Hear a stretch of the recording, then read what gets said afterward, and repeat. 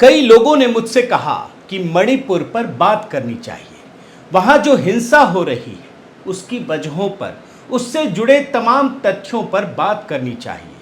क्योंकि दोस्तों, आप जानते हैं कि मणिपुर की हिंसा को लेकर अलग अलग पार्टियों के अलग अलग बयान सामने आ रहे हैं और मीडिया भी सच्चाई बयान नहीं कर पा रहा है। या तो खुद से बयान नहीं कर पा रहा है या फिर उसे इस बात का डर है कि लेफ्ट लिबरल इकोसिस्टम की परतें कहीं खुल ना जाएं।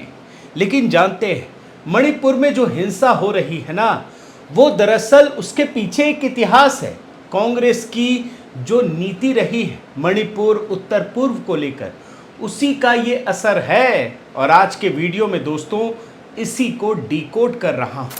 साथियों नमस्कार, मैं हरिश्चंद्र बर्णवाल। पटना में 23 जून को जो महाबैठक हुई उसका नतीजा अब धीरे धीरे दिखने लगा है। राहुल गांधी ने उस दिशा में कदम उठाना शुरू कर दिया है। कैसे, आपको मैं ये बात समझाता हूं। ममता बनर्जी ने लालू यादव का आशीर्वाद लेने के बाद बैठक में हिस्सा लिया। ये तस्वीर मैं आपको दिखा चुका हूं जिसमें वो पैर छूती है। और फिर बैठक में हिस्सा लेने के बाद उन्होंने इशारों में जो बात कही, राहुल गांधी उस पर अमल कर रहे हैं। अब उन्होंने क्या बात कही, और उन्होंने ही कही थी, मैं आपको पहले वो बयान सुनाता हूं, फिर आपको आगे समझाता हूं। सुन लीजिए। हमको अपोजिशन मत बोलो, हम लोग भी देश का सिटीजन है, हम लोग भी पेट्रियोटिक है, हम भी देशप्रेमिक है, हम भी भारत माता कहते हैं। मणिपुर जलने से हमारा भी आग जलते हैं। देख रहे हैं ना ममता दीदी ने क्या क्या कहा। अपोजिशन मत बोलो, सिटीजन, पेट्रियोटिक। और पेट्रियोटिक वाली कहानी तो आपको पता चल गई बाद में कि ये यूपीए पीडीए होने वाला, पेट्रियोटिक होने वाला। इसका मतलब है जो बीज है वो इसी भाषण के अंश में छिपा हुआ था। और ये मैंने शुरू में ही आपको दिखाया था, लेकिन मतलब तो बाद में निकल रहा। और इसी में इन्होंने मणिपुर का भी जिक्र किया, मणिपुर की बात की कि मणिपुर में आग लगने से हमको भी तकलीफ होती है। और देखिए दोस्तों, बंगाल में कितनी हिंसा हुई है, कैसी कैसी घटनाएं हुई हैं। लोकतंत्र को लेकर हाई कोर्ट ने भी मतलब बातें रखी, गंभीरता जाहिर की। कभी राहुल गांधी गए, लेकिन अब वो मणिपुर जा रहे हैं और मणिपुर में 29-30 जून यानी आज और कल रहेंगे। ये है राहुल गांधी का शेड्यूल दोस्तों। मतलब आप सोचिए। और इस दौरान क्या करेंगे, इम्फाल, चूरा चांदपुर में राहत शिविरों का दौरा करेंगे, सिविल सोसाइटी के प्रतिनिधियों से मिलेंगे। लेकिन वो करेंगे क्या? अब इस पे कोई रॉकेट साइंस है क्या? वो अब आपको आजकल में दिख जाएगा कि वो करेंगे क्या एक्चुअल में, और तब आपको समझ में आएगा कि इसका मतलब क्या है। याद रखिए, विदेशों में भारत के खिलाफ जहर उगलने के बाद राहुल गांधी ने वहां लंबी छुट्टी मनाई। अब तो पहले तो मोदी जी पर हमला करते थे ना कि ये विदेश में रहते हैं, लेकिन ये कितना रहते हैं ये बात तो अब पता भी नहीं चलता। और फिर वो जब लौटे लंबी छुट्टी के बाद तो पटना में महासम्मेलन में हिस्सा लिया।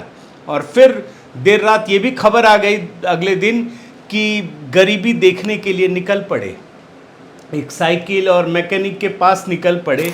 अब जब राहुल गांधी ने गरीबी भी देख ली अपनी यात्रा के बाद, तो फिर तो वहीं जाएंगे ना जहां उनकी टीआरपी है। अब उन्होंने इसके बाद मणिपुर दौरा उनका तय हो गया। और याद रखिए दोस्तों, इस बात को भूलिए मत कि आग लगने की बात वो काफ़ी पहले से करते आ रहे हैं। आग लग जाएगी, एक चिंगारी ज़रूरत है, तो अभी तो मणिपुर में आग लगी हुई है। लेकिन आपको ये भी समझना होगा दोस्तों कि प्रधानमंत्री मोदी भी विदेश यात्रा से लौटे। अमेरिका और मिस्र में कितना व्यस्ततम दौरा रहा। भारत के किसी भी प्रधानमंत्री का ये सबसे बेहतरीन और ऐतिहासिक दौरा था। और इस व्यस्तता के बावजूद जब वो लौटे तो उन्होंने सबसे पहले मणिपुर के मुद्दे पर ही बैठक बुलाई। जबकि जानते हैं, इससे पहले 24 जून को गृह मंत्री अमित शाह ने सर्वदलीय बैठक बुलाई, सबकी बातें सुनी और सरकार की बातें बताई। मणिपुर की जो स्थिति है उसकी जानकारी दी, ये भी बताया कि वो आगे क्या करने वाले हैं। लेकिन जिसे राजनीति ही करनी हो दोस्तों, वो भला उसका इंटरेस्ट क्या होगा। और इसीलिए जब सर्वदलीय बैठक बुलाई गई तो आप याद रखिए और आप रिपोर्ट भी देखिए कि इन लोगों को बहाना मिल गया, ये प्रधानमंत्री मोदी पर निशाना साधने लगे। और याद रखिए इनका एक पैटर्न है, ये जो लेफ्ट लिबरल गैंग है ना दोस्तों, इनका एक पैटर्न है। जब कोरोना होता, अगर कोई दूसरा काम होता है तो कोरोना की याद दिलाते हैं। मतलब कहीं कोई कुछ भी घटना हो जाए, कुछ भी, मणिपुर, अभी कोई भी काम कर ले मोदी सरकार तो बोलेंगे मणिपुर भूल गए, कल दिन कुछ और हो जाए तो ये भूल गए जी। तो ये इनका पैटर्न है और इसीलिए प्रधानमंत्री मोदी पर जो इतने बड़े ऐतिहासिक दौरे में जा रहे थे उस पर हमला करने का इन्होंने मौका मान लिया। और सिर्फ ये गैंग ही नहीं जुटा, आप सोच लीजिए, आप देख लीजिए, जो ट्राइबल फोरम है उसके जरिए सुप्रीम कोर्ट से सरकार पर दबाव बनाने का काम किया गया, लेकिन सुप्रीम कोर्ट ने इस मामले पर तुरंत सुनवाई करने से मना कर दिया और 3 जुलाई को मामले की सुनवाई करने का निर्णय लिया है। आप जानते हैं दोस्तों कि हिंसा का जो दौर चल रहा है मणिपुर में, उसमें सैकड़ों लोग मारे जा चुके हैं, सैकड़ों लोग घायल हो चुके हैं, करीब 25-50 हज़ार से अधिक लोगों को अपने घर को छोड़कर जाना पड़ा है, उन्हें पलायन करना पड़ा है। लेकिन मणिपुर में जो हिंसा भड़की है, जो भड़कती हुई दिखाई देती है, ऐसा नहीं है कि अचानक से भड़क गई है दोस्तों, इसकी तैयारी पिछले 6 महीने से की गई है और खुफिया एजेंसियां इस बात की जांच कर रही है, छानबीन कर रही है कि मणिपुर में पिछले 6 महीने के अंदर कहां कहां से पैसा आया है। क्योंकि जानते हैं बीबीसी जैसा लेफ्ट लिबरल मीडिया संस्थान इस हिंसा को, बड़े ध्यान से सुनिए, भारत का गृह युद्ध बताने का नैरेटिव गढ़ रहा है। मणिपुर में हिंसा हो रही है, दुखद है, लेकिन ये जो बीबीसी है ना, ये कह रहा भारत में गृह युद्ध हो गया।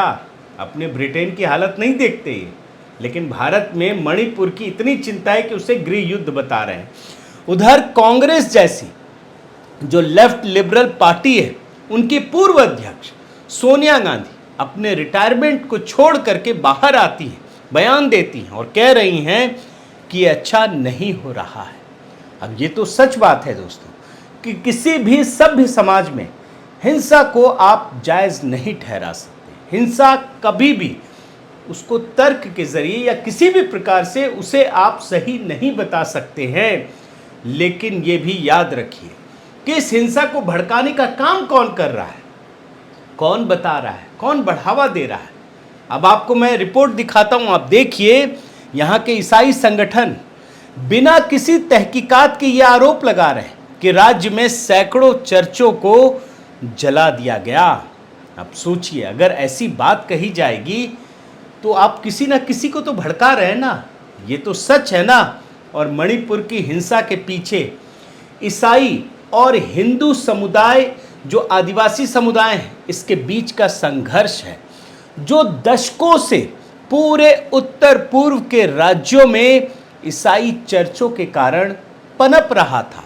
और सच्चाई ये भी है दोस्तों कि ईसाई मिशनरी देश के दूर दराज क्षेत्रों में काम करते हैं, वहाँ के धार्मिक चरित्र को बदलने के लिए धर्मांतरण का काम करते हैं। और ये बात पूरी दुनिया स्वीकारती है, ऐसा नहीं है कि ये, इस पर तो कई सारी रिपोर्टें आ चुकी हैं।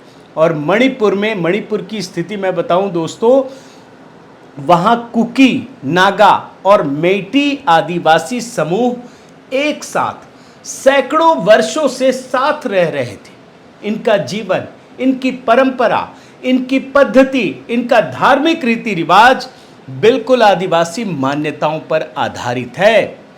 लेकिन जब अंग्रेज आए इस देश में तो ईसाई समुदाय, जो ईसाई मिशनरी हैं, वो भी साथ आए और फिर वो वहाँ पहुँचे, उत्तर पूर्व के राज्यों में पहुँचे। वहाँ कोई ईसाई नहीं था, जीरो था वहाँ पे ईसाई। लेकिन इसके बाद इन लोगों ने काम करना शुरू किया और आज इनकी आबादी करीब 30% हो चुकी है। और ईसाई धर्म को मानने वाले ये कुकी और नागा समुदाय के लोग हैं। ये आदिवासी रहे हैं, अब जो है ईसाई बन चुके हैं।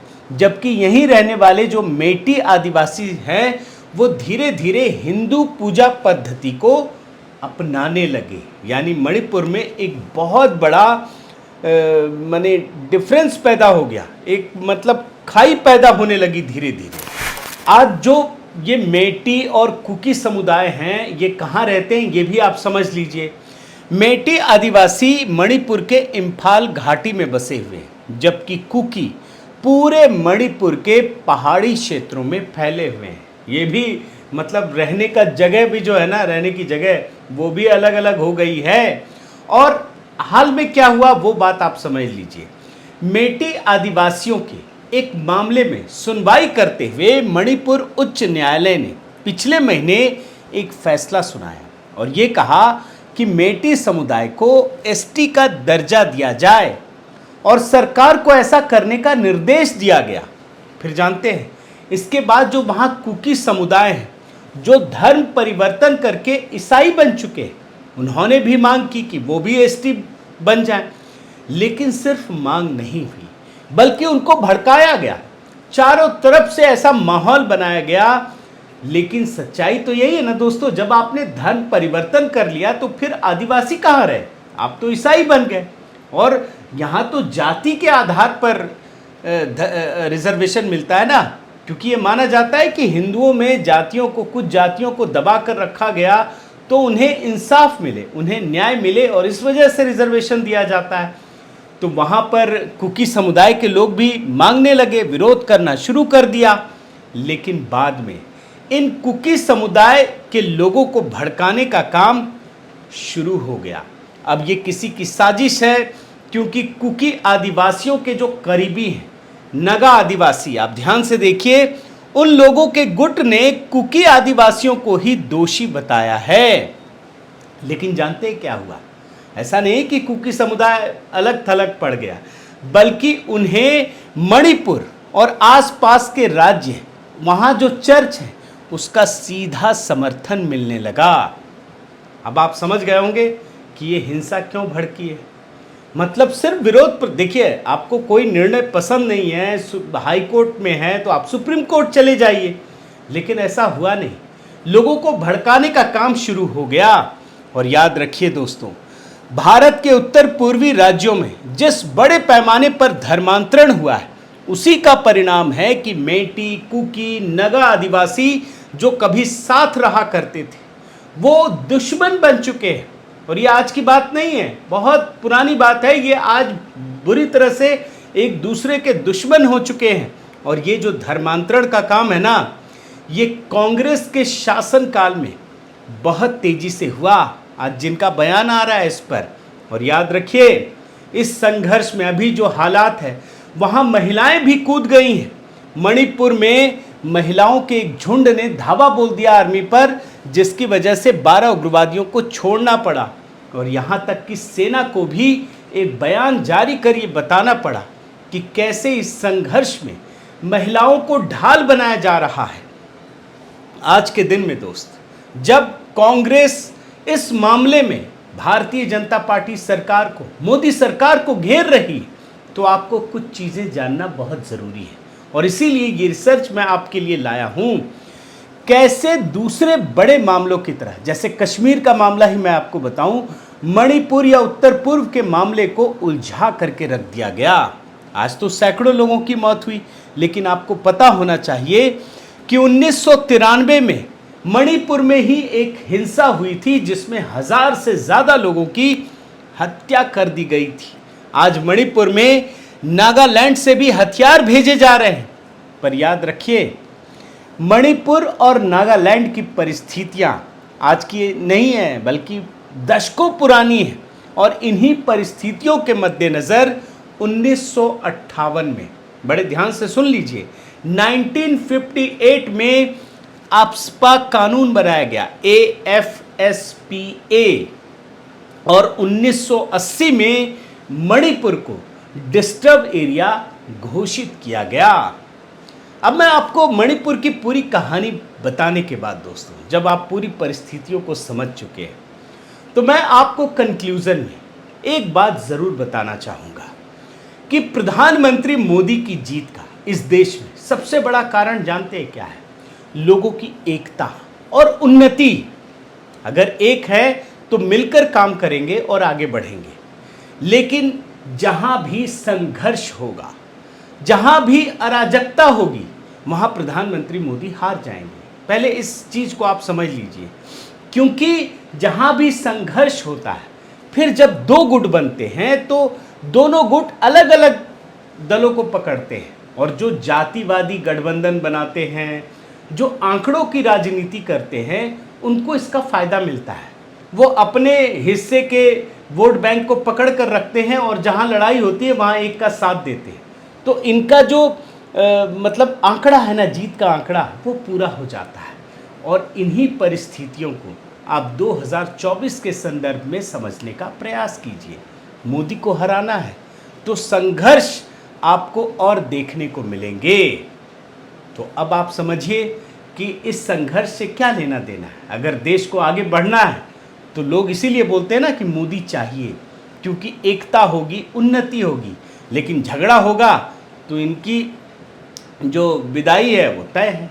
अब तो दोस्तों आपके हाथ में है, हमारे हाथ में, कि हम किसे चाहते हैं, किसे रखना चाहते हैं।